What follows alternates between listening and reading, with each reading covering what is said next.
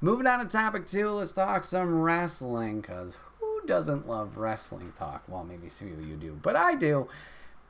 If you haven't been caught up in WWE stuff, a lot of things have changed recently. Vince McMahon's a piece of shit. We already knew that. Who would have thought, allegedly, nothing, the hammer hasn't hit him. I believe it. Yeah, reason to believe, yes. Vince McMahon not doing great stuff.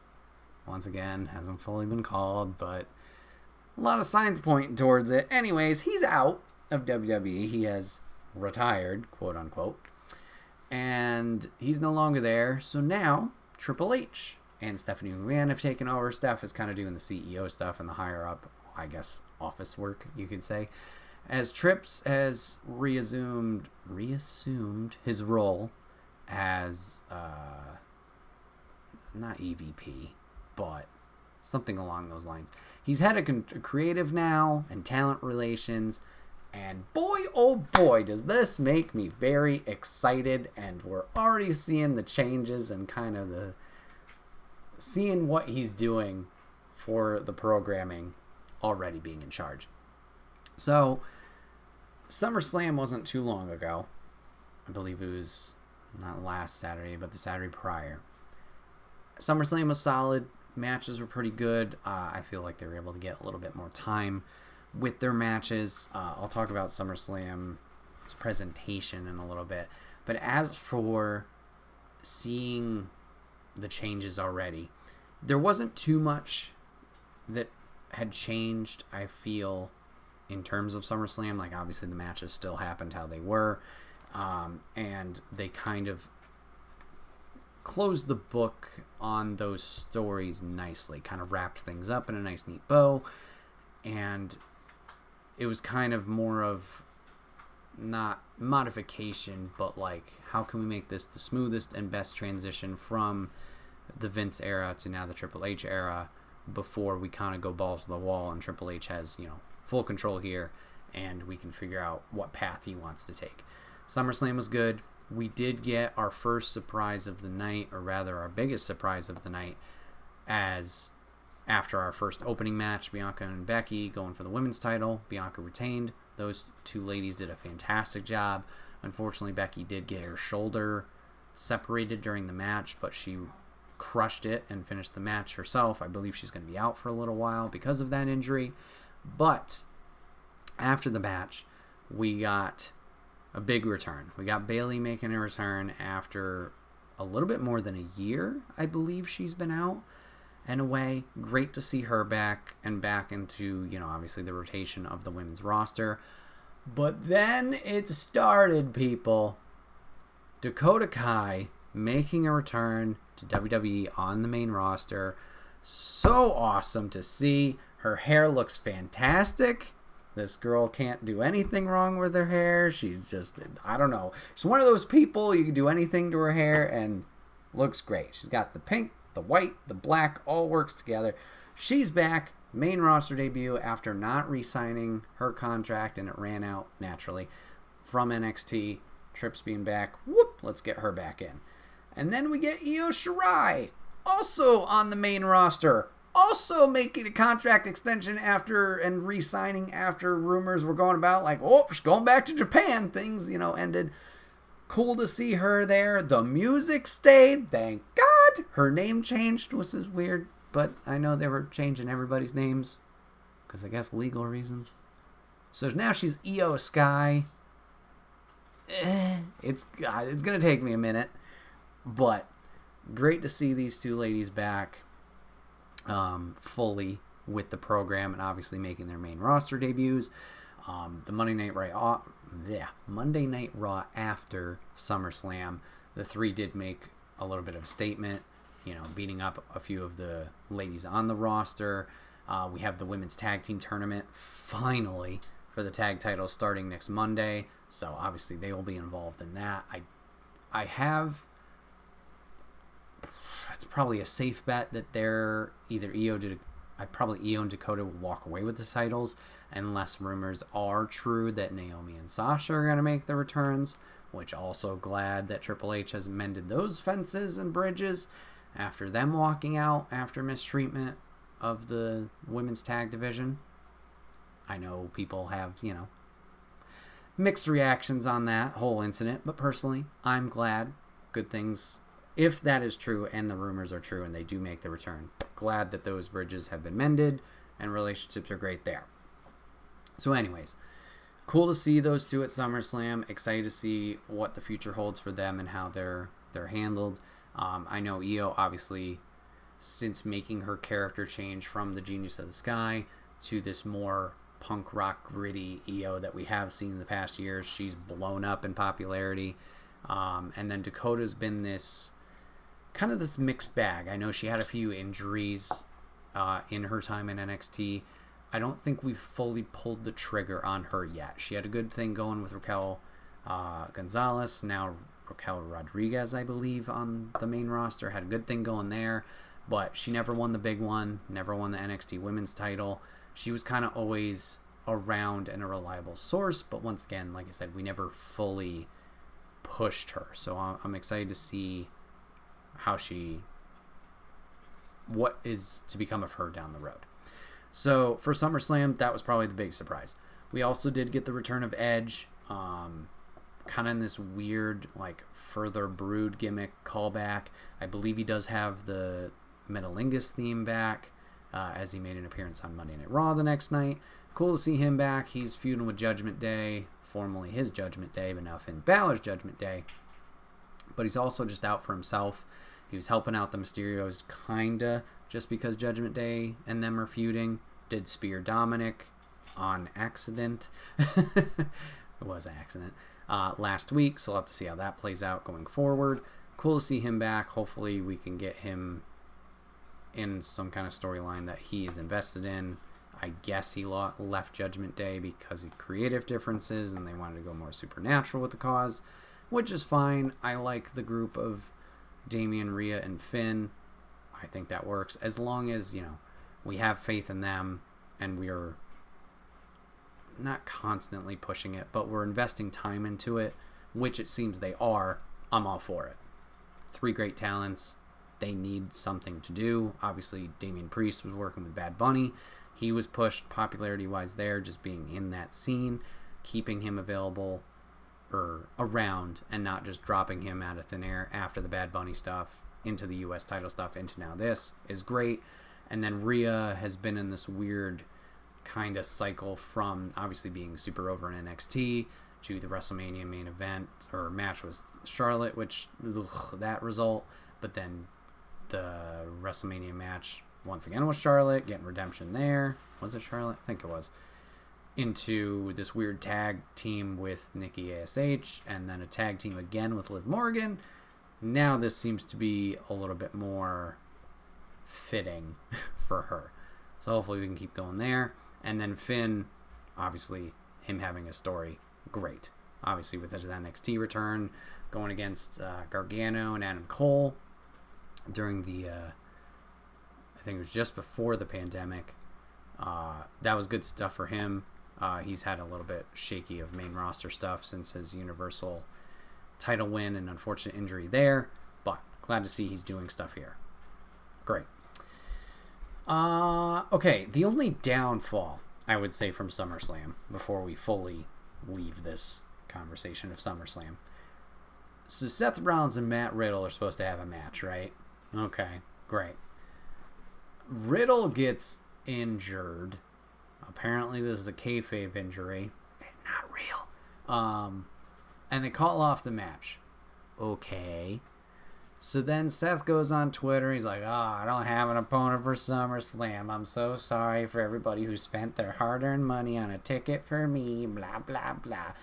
Doing the heel head so far up his ass thing, which he does great. Good for him. Triple H replies to him, or something, and says, not verbatim, I got you, fam. So everybody's like, oh, it's going to be WrestleMania all over again. He's got a mystery opponent. Obviously, it's not Cody Rhodes. He ripped his pec off. So who is it going to be? Is it Johnny Gargano? Ah! And what do? We're at SummerSlam. Riddle comes out. Bitch, bitch, bitch. Moan, moan, moan. I like Riddle. I'm just being dramatic here.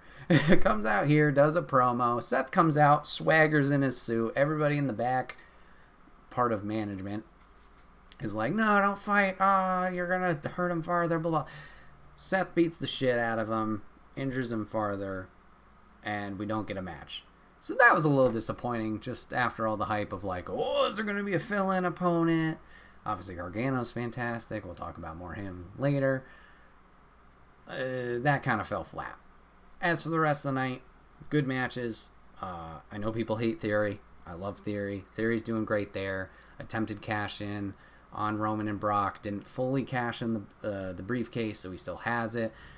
Brock and Roman doing surprisingly a great, well, maybe not great job, an entertaining job of the last man standing match. Hopefully it's the last fucking time we see this match, because I'm sick of it. Roman retains after his sweet mic catch from Brock and a little wink. Good stuff there. Moving on. So Triple H in charge. Monday Night Raw.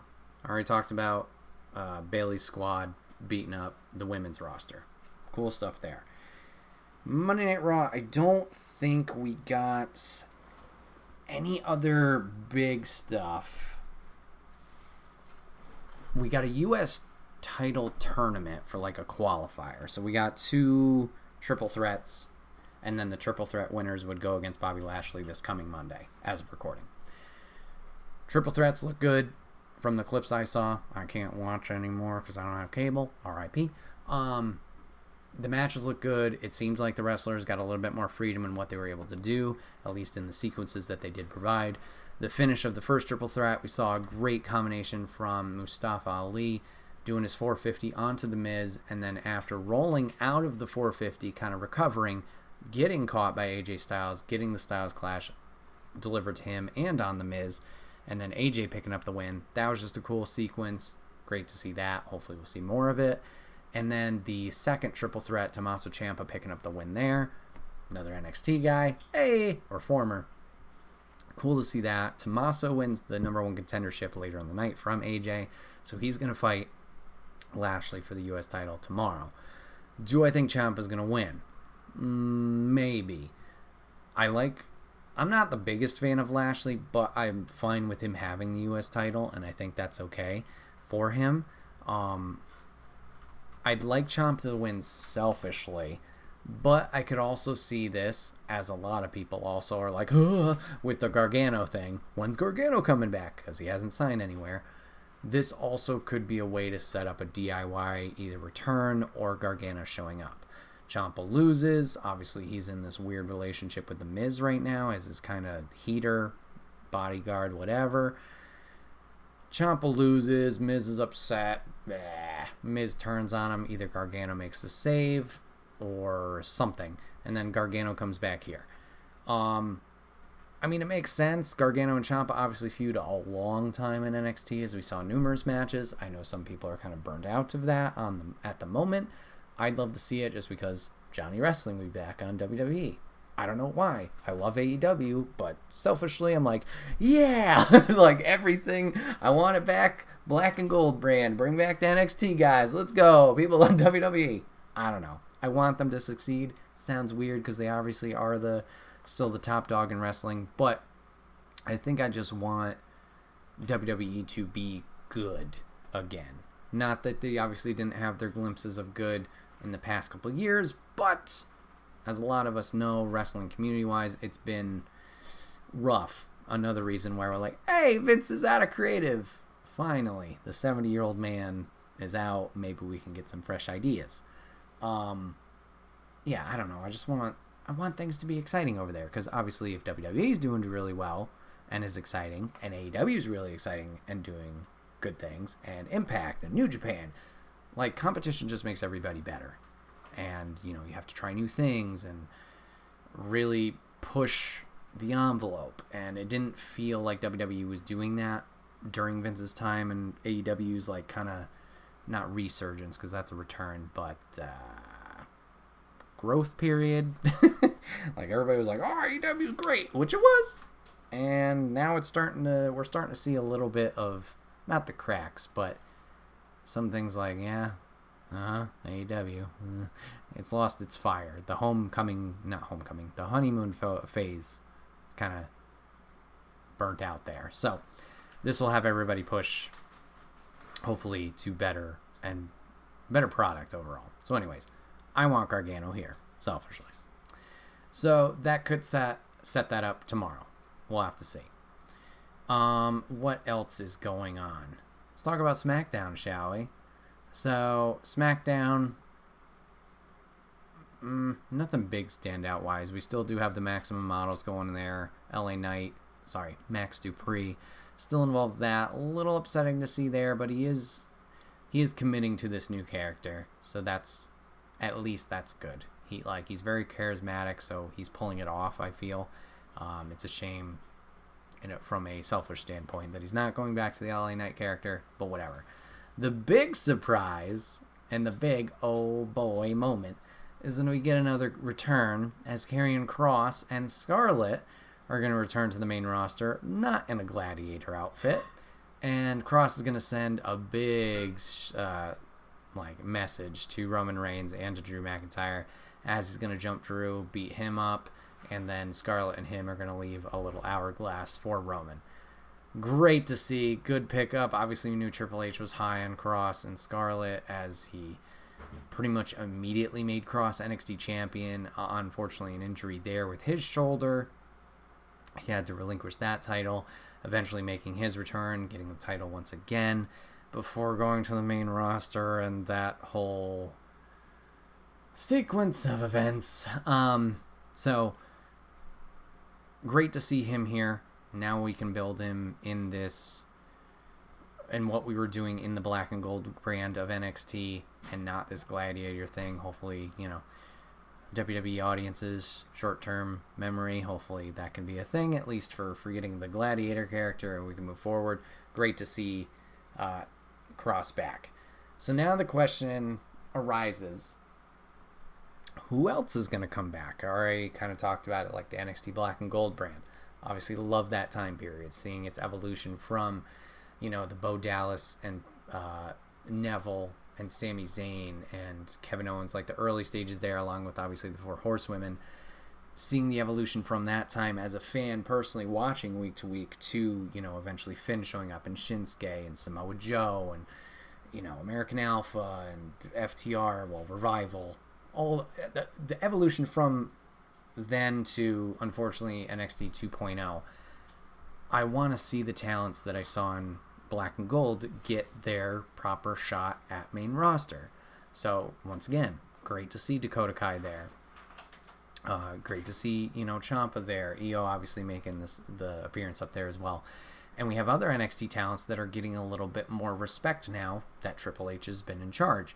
We see Ricochet picking up wins again and actually being Ricochet instead of just like, you're small, let's have you get thrown around a bunch. Letting Ricochet be Ricochet, letting Shotzi be Shotzi. Like, give these people that can do well, give them time, and not just this flicker of hope and then it burns out and you're kind of just there. I want to see more of that. I get it. Big rosters kind of can make that challenging from the time to time, but I'll talk about that later. For returns, who do I want to see come back with Triple H and the NXT ties? So we got Kross back. Obviously, we got Io. We got Dakota. Great. I'd like to see a Bronson Reed, a.k.a. a Jonah, make his return. I would love to see that. I know he's been doing great stuff over in Impact Wrestling. I believe he's now more focused on New Japan Pro Wrestling right now. I know he's been doing good stuff there, but selfishly, I want Bronson back. He took a little while to grow on me when he first did debut, but eventually, I believe it was the pandemic era, he was getting a big push. He got the NXT North American title, was doing good stuff there. I think did a few tryout matches on SmackDown to eventually get called up. And then it just kind of all went away. He lost the North American title shockingly to Swerve. And then shortly after that, he was gone. And it was so weird. Like, he was a good babyface. I haven't seen him as heel, so I don't know how that would translate to the WWE audience. But personally, I'd love Jonah/Bronson to be back. I want him back, and he brings something different to the table. He's not. He's an exciting big guy. Like, does he do big guy stuff? Yes, of course. But he's one that I feel invested in, if that sounds right, or if that's the right terminology. So I'd love to see him back. Selfishly, I'd love to see our Undisputed Era boys back, but that's not happening. Tony Khan said Cole's over there till 2027. But granted, if Cole's happy, and obviously Fish and O'Reilly, let them do their thing. This isn't anti-AEW, like, oh, fuck them, Triple H is back. No. Obviously, talent go where the talent feels they need, is right for them, and the more of them succeed is better. The more happier they are, once again, along with competition, improving things, the wrestlers' health and mindsets, if those are in the right spot, everything I think will be better for, in the grand scheme of things, everything will be better. So, selfishly, I'd like Adam Cole to come back, but that's not happening. I'd love for Keith Lee to make a return. I don't know his obligations, AEW-wise contracts, what his, how many years he signed over there. But if and when Keith does decide to come back, Triple H will allow him to be Keith Lee. He was the first? Was he the first joint NXT champion? Because I know Cole obviously had the NXT belt, but I don't know if he had the North American belt at a time, but I don't know if he held them together. But Keith Lee obviously was getting a major push, also pandemic era, leading into Cross coming in there, where won the NXT belt, won the North American Championship, doing really, really great, good stuff. And then he got brought up to the main roster, and it was another scenario where, for some reason, either, creative didn't believe in him, or whatever, but he wasn't himself. And I feel with, obviously, Triple H being in charge, I think he'll be able to do what he does best and just be, exciting. And just hope the best for him. Also, we had these teases of these great moments with Keith Lee, and with since his release, obviously, and his failed main roster debut. We never got those. We got teases at Survivor Series with obviously him and Roman Reigns, and those being the last two, and Roman and him worked well together. Had the little fist bump at the end when unfortunately he didn't win. We had that tease. We had the tease of him and Brock, and people were freaking out at the Royal Rumble. Obviously, that was the year Brock was tearing house until Drew came in and eliminated him. But we had these huge moments and huge crowd reactions, and for some reason, Vince and Co, whatever, it just didn't deliver. Yes, Keith was the first person to hold both NXT and North American at the same time. So there's a lot of faith behind him. He'd be great to come back. I'd love to see that. But, granted, time will tell there, because contracts. Who else? Who else would I like to make an appearance? I'd love for Taya Valkyrie to get a second chance. I know she's back in Impact. I think she's still Knockout Tag Champs with Decay. And I know that's been her home for a while, but I feel like we didn't even give a fair shake for her being there. And I know Triple H at the time was kind of out of the picture with some health stuff, so I don't know if it was fully his decision, if Vince had taken over NXT at that time. But she was kind of there. She had this big debut as Frankie Monet, and she didn't do much. She maybe had one title match against Raquel, and then she was kind of this background player / manager for Aaliyah and one other girl I'm blanking on. I don't know. But yeah, Like, she's obviously very talented, and they didn't do anything with her. So that was a weird one. I'd like to see her come back and maybe give her a fair shake. Who else? Why am I blanking? It's always that thing where you're like, oh, okay, let's pick some stuff, and then you just totally forget who was even there. I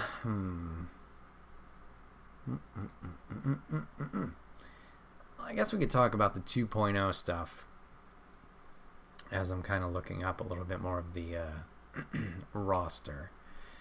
So what do I think is going to happen with NXT? Are we going to go fully back to the black and gold brand? Are we going to keep it 2.0? It's an interesting decision. I don't think we completely wipe the 2.0 banner. I tried it out when they first made the transition. We were still watching week-to-week NXT at that time. And for me, it personally it wasn't ticking the right boxes. I didn't think any of the characters were super interesting. There are a few standouts, don't get me wrong. It just felt different. And maybe it was also me being jaded of like, oh, this isn't the NXT I want. This isn't my NXT, blah, blah, blah. But what they've done in 2.0, kind of 50-50. Some people have hit. I think Braun Breaker's good. I think Carmelo Hayes is fantastic. Obviously, the Toxic Attraction, Gigi Dolan, JC Jane, and Mandy Rhodes. They're doing great stuff over there. But then there's other things that just haven't, hit the right spots. I don't know what Legado del Fantasma's doing. Roderick Strong, are you doing anything? Freaking, you took GYD, the Grizzled Young GYV. Grizzled Young Veterans. You took a great tag team in them, and now you have them being these druid dyad hocus pocus characters. What? Strange decision there. So I hope they go back. What I think going forward NXT will be, I think the best route would be a hybrid of the two. Obviously 2.0 is meant to be more of developmental. Who can we build up for the future? How can we establish people, give them characters, build their confidence, and have them go to the main roster and succeed? Obviously NXT that's been the goal since day one with the stupid talent show. That's been the main focus. And we've talked about it previously on the podcast, the success rate of our NXT superstars. A lot of, we would say as fans, misuse of call-ups, but then granted also some good ones. Obviously The Shield, Roman Reigns, Seth Rollins, Dean Ambrose, crushed it from their NXT debuts. Granted, they weren't fully in the black and gold brand at that time when they were in NXT, but obviously big success story there. The Four Horsewomen, Charlotte, Bayley, Becky, Sasha, all fantastic. Obviously have built that division, and done a lot of stuff and a lot of good there. Same with Rhea, even though we talked about the mixed, story reaction. Alexa Bliss, a fantastic one to think about. Bianca Belair, obviously crushing it right now as women's champ. So we have those talents. I'm trying to think of who else. Riddle's obviously blown up since being all part of RK Bro.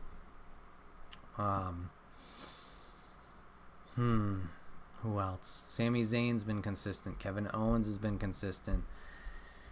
There have been signs of good, but there's also been a lot of not so good.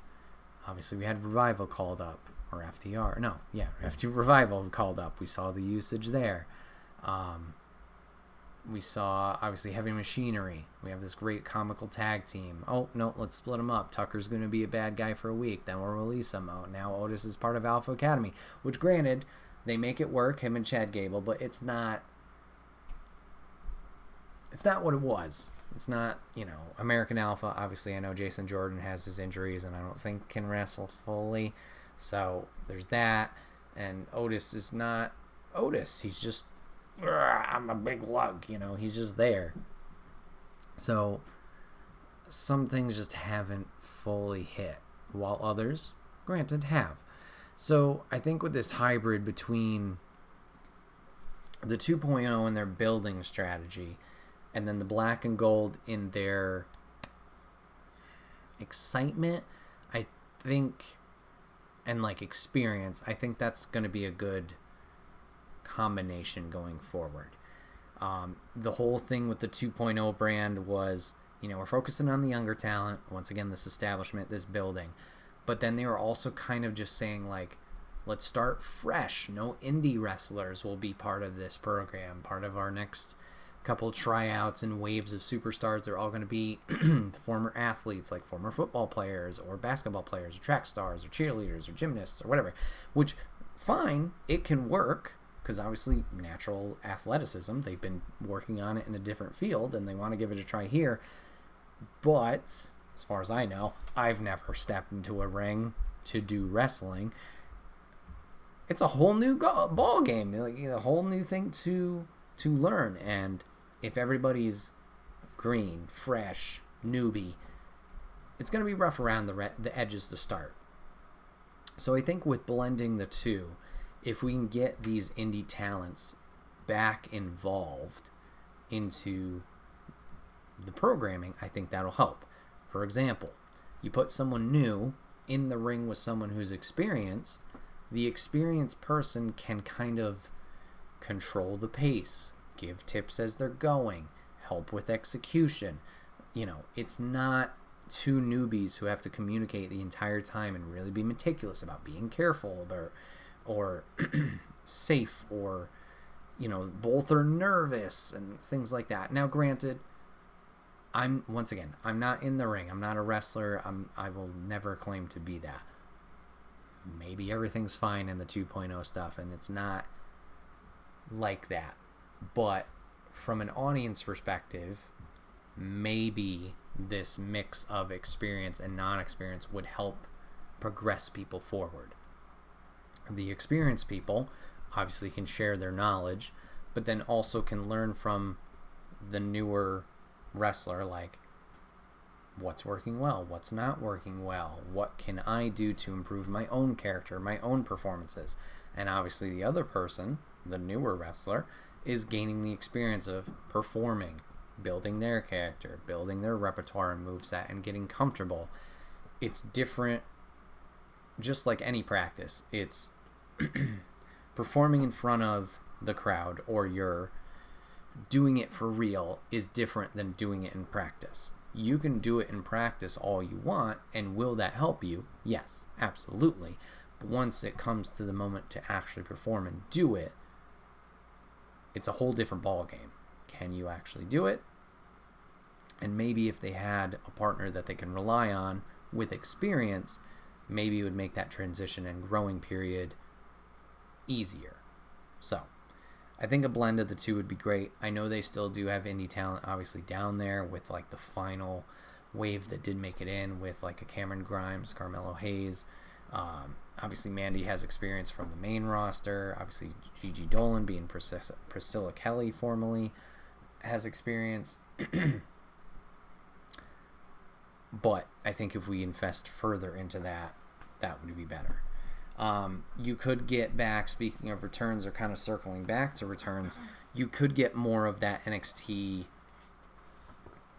house or veteran staff back there. I know Regal's over in AEW. I think Regal would be a huge kind of get back for Triple H. Samoa Joe would be fantastic.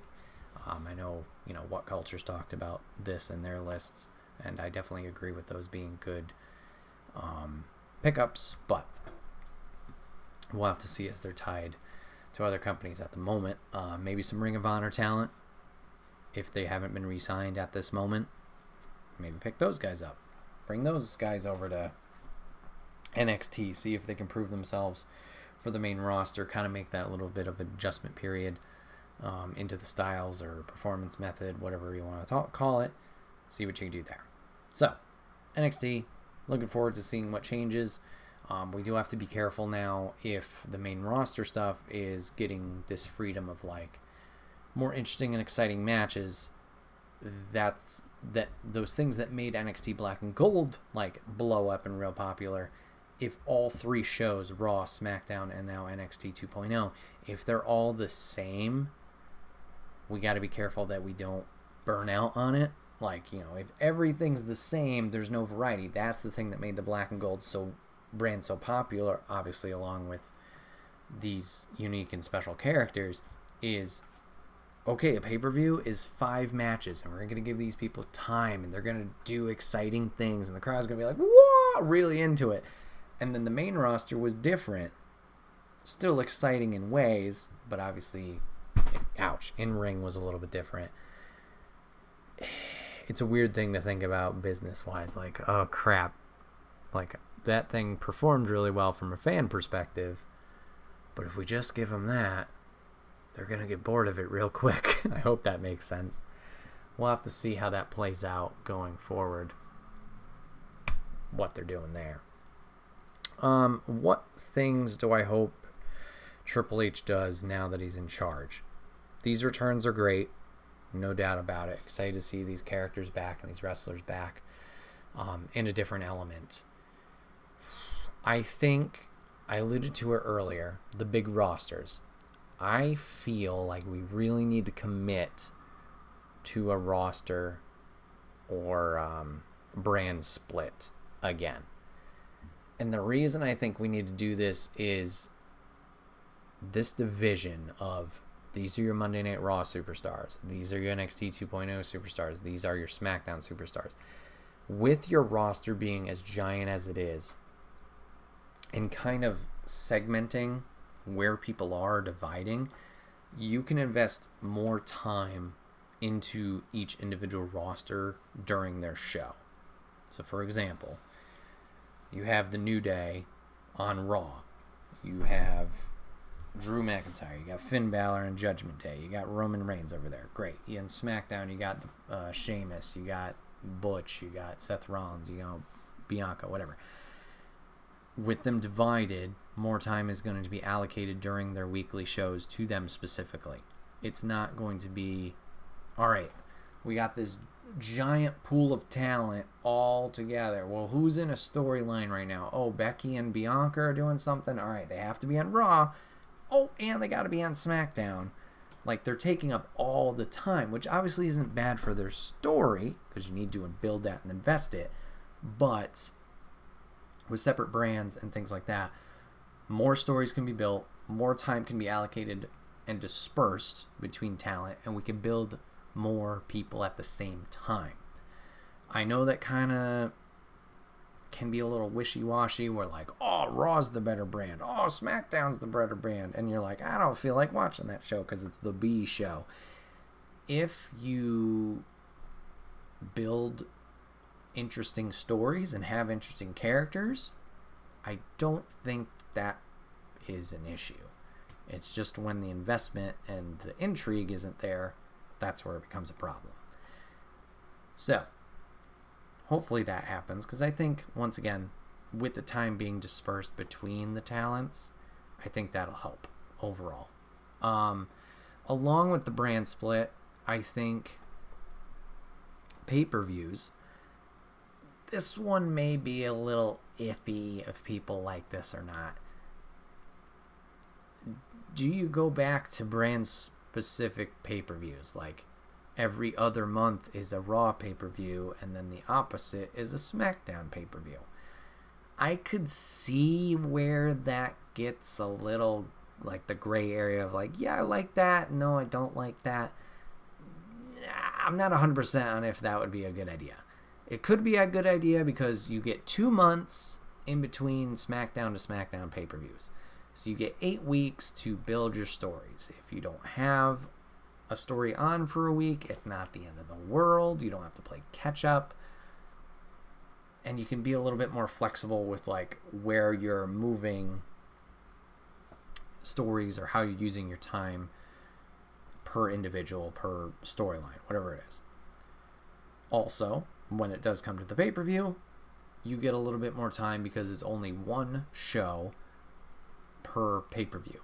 So it's not, okay, hypothetically, I have 4 main rivalries, if we're going to talk GM mode here.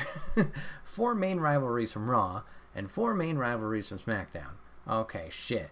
That's 8 things that I want to pay off here, and I got to fit this in a 3-hour show. And then you kind of merge it all together. Compared to just the individual show, okay, I have 4 high-quality rivalries on SmackDown, and I have a whole pay-per-view to just do these 4. Obviously, it'd be more. You're not going to do like half-hour matches for each. But you see you're getting the point here. You have more time to use for 4 compared to 8. Yeah. And meshing it in there. Could be better overall, so nobody's rushed. Just a thought. But I understand, once again, the kind of... We had that in the past. I know it wasn't everybody's favorite thing. However, a plus that could come from split brands and split pay-per-views is the magic of dream matches and these moments of crossover when they happen. That used to be something cool where you would get interaction between the brands, right? When brands mattered. This whole people show up on any show whenever they want, it doesn't mean anything anymore. And I think if we create this divide between the 2 shows, between the 3 shows, when someone shows up, it's going to mean something again. And that's awesome because, especially when it comes to the big 4, a SummerSlam, a WrestleMania, what's the other SummerSlam, WrestleMania, Survivor Series. I said the big 4. What was the 4th? Royal Rumble. I'm an idiot. It makes these moments more magical. Think of the Royal Rumble. Obviously, you get, 15 participants from each show. Obviously, NXT people, however you want to divide it. That's going to be like, oh, dream match, like the Keith Lee and the Brock Lesnar situation. NXT made that exciting again. Who in NXT is going to show up in the Royal Rumble? Oh shit, it's Adam Cole. Oh my god, it's Ty Dillinger and 10. We're all going to freak out. Makes those moments exciting again. Survivor Series. Remember that Survivor Series where it was 3 brand Survivor Series and we're all flipping out? Yeah, because it was awesome. Also NXT won. Great. But if you don't have this crossover, then you get the more recent Survivor Series like, 4 weeks ahead of the show.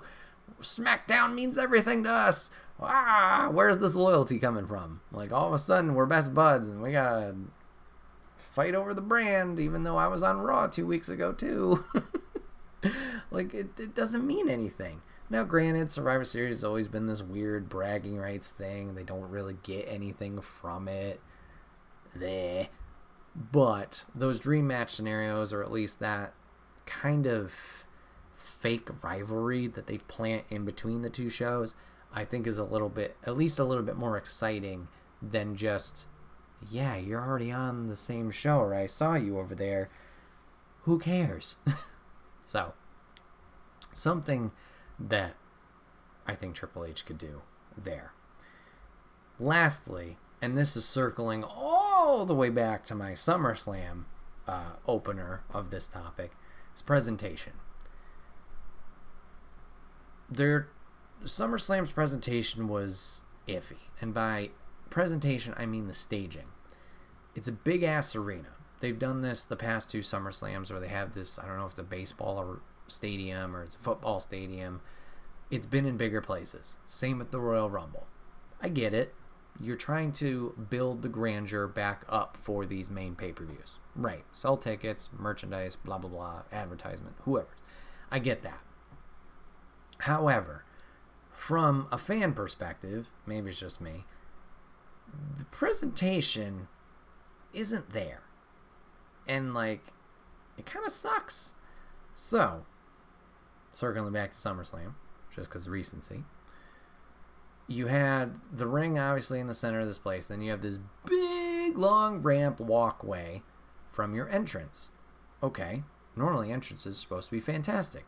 So what's your entrance look like? Oh, it's just 2 big LED panels. All right, I get it. Whatever, you can put the name on the screen, then everybody knows because we're all idiots and we don't know music. Fine. However, when you're trying to have a moment like Dakota showing up, like Io showing up, like Bayley making a return, like Edge making his return, it's so awkward. How awkward was it for Dakota and Bayley and Io to do this long walk down this walkway through this like angle, like the ramp goes this way and then kind of does an angle to get to the ring. The person standing in the ring is going to be like, what's going on? Who's that? Unless they could see the screen. And think about Jimmy way over there in the nosebleeds. He didn't come here to watch the stupid Tron up in the ceiling. Pepsi Vision. He wants to see what's going on, right? I came to watch Pepsi. You came to watch Pepsi Vision? Well, okay, maybe he's there too. It's a big screen. I get it. Like, if you have a stage and a presentation arena thingy, I think that makes it a little bit more exciting when somebody shows up. And don't make the ramp fucking huge. WrestleMania, I get it, but it's a straight line. At least there's a vision point here. Like, I can look, oh, there's the ring. I'm in the ring. Oh, shit, it's that guy coming back. You can make that connection. But when you have this weird angled walkway, so, like, what? I don't know. For me, it was just like, they're strutting down. It just felt weird to me. Still an exciting moment, but I felt like it could have been better had it been a more direct path from arena entrance to the ring and been a little bit more impactful of like a line of sight for people in the arena. Hey, the stage is there. That's where I'm going to look. If I hear music, shwoop, there go my eyes, but not this big mob of people. And, oh, is that the LED screen? I think that says, EO, EO Sky. Who's that? Like, what? What? I can't see. Like, I don't know. It just takes away from the moment, I feel. I've never been to a pay-per-view. I've never been to this big arena. Who knows? Maybe I'm just talking on my ass. Maybe it's all the yelling and stuff going up, directly up instead of towards the ring like the wrestlers have said in a stadium setting for sound. Who knows? But let's get stages back. Let's get that presentation back. You could still obviously do it in these bigger arenas. I get money. Duh, you're making it. But do it like a Mania, where it's a point-to-point. And make it this big stage. Doesn't mean it's as huge as WrestleMania, because obviously you want WrestleMania to feel big. It's this big yearly event. Holy shit, we're going to put so much money into it. You don't have to make it crazy like that. But make it something where it's a focal point for even just like these entrances, music performances, these surprises. Like, okay, the Royal Rumble, circling back to this. What's the point of the Royal Rumble? What's the point of the Royal Rumble, lady? To make money. Okay, to make money. No, it's the appearances. You count down. 10, 9, and you're like, oh shit, who's number 3? Sorry, I was thinking of WrestleMania. Oh, you're good. WrestleMania, yeah, money. Buku bucks. The Royal Rumble, it's about the fucking countdown and who's next coming in the ring, right? You get the countdown, and then somebody comes out. Wait. And then in a baseball stadium, at least for these last two, you get the person coming out of the dugout, and there's nothing there. Like, think of Edge's return.